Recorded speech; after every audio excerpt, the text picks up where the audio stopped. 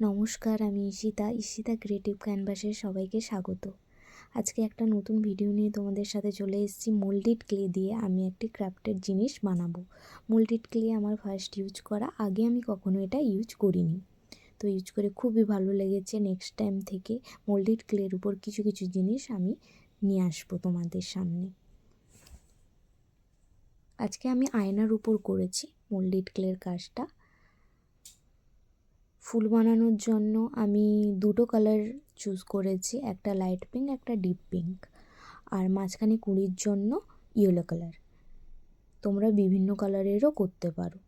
আর হ্যাঁ, মোল্ডেড ক্লেটা বাতাসের সংস্পর্শে এলে ধীরে ধীরে ওটা শক্ত হয়ে যাবে। তো এরকম একটা ফুল বানিয়ে নিয়েছি, 5টা কুঁড়ি করেছি। এবার ফুলটাকে একটু শেপ দেওয়ার জন্য 3টে টুলস দিয়েছিল মোল্ডেড ক্লের সাথে, আমি ওইটাই ইউজ করেছি।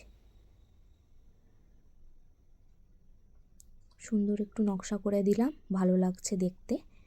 এইভাবে 4-5টা বানিয়ে নিয়েছি, তার উপর আয়না দিয়ে একটু চিপকে দিচ্ছি। আবার নতুন ভিডিও নিয়ে দেখা হবে। টাটা।